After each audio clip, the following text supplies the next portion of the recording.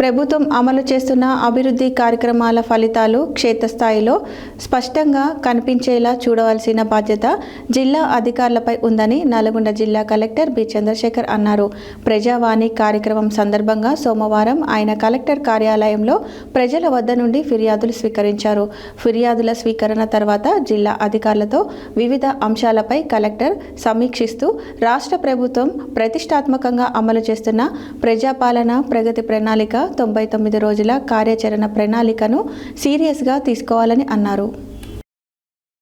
ప్రభుత్వం అమలు చేస్తున్న అభివృద్ధి కార్యక్రమాల ఫలితాలు క్షేత్రస్థాయిలో స్పష్టంగా కనిపించేలా చూడవలసిన బాధ్యత జిల్లా అధికారులపై ఉందని నల్గొండ జిల్లా కలెక్టర్ బి చంద్రశేఖర్ అన్నారు.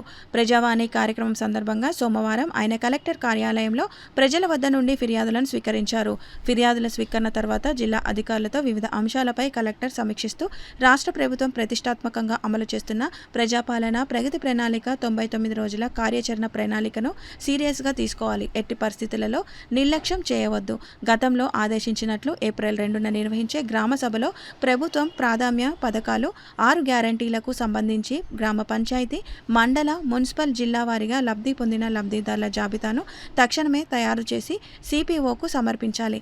మండల ప్రత్యేక అధికారులు మున్సిపాలిటీలు, గ్రామ పంచాయతీలను సందర్శించి ప్రజాపాలన ప్రగతి ప్రణాళిక కార్యక్రమాన్ని చురుకుగా నిర్వహించాలి. క్షేత్రస్థాయిలో పర్యటించి సమస్యలు పరిష్కరించేందుకు కృషి చేయాలి.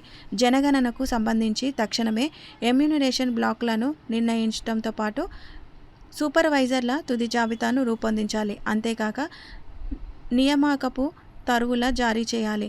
ఆర్థిక సంవత్సరం ముగుస్తున్న దృష్ట్యా వివిధ పథకాల కింద నిధులు పొందిన అధికారులందరూ తక్షణమే యూటిలైజేషన్ సర్టిఫికేట్లను సమర్పించాలి. జంతు సంరక్షణలో భాగంగా మిర్యాలగూడలో చేపట్టిన ఏబీసీ స్టెరిలైజేషన్ కేంద్రం పనులను వేగవంతం చేయాలి. మిర్యాలగూడ మున్సిపల్ కమిషనర్ ప్రతిరోజు పనులు జరిగేలా చూడాలి. దేవరకొండ ఆర్డీఓ దేవరకొండలో ఏబీసీ కేంద్రం ఏర్పాటుకు 2 ఎకరాల స్థలాన్ని చూడాలి. అందరూ మున్సిపల్ కమిషనర్లు, జిల్లా పంచాయతీ అధికారి, అన్ని మేనేజర్ గ్రామ పంచాయతీలు, అన్ని మున్సిపాలిటీలలో ఏబీసీల ఏర్పాటుకు స్థలాన్ని చూడాలని తెలిపారు. ఈ సమావేశంలో ఉపాధి హామీ తదితర ఆదేశాలపై సమీక్షించారు. కాగా ఈ సోమవారం రెవెన్యూ శాఖకు 4 పిటిషన్లు, ఇతర శాఖలకు 43 పిటిషన్లు, మొత్తం 83 ఫిర్యాదులను ప్రజలు ప్రజావాణిలో సమర్పించారు.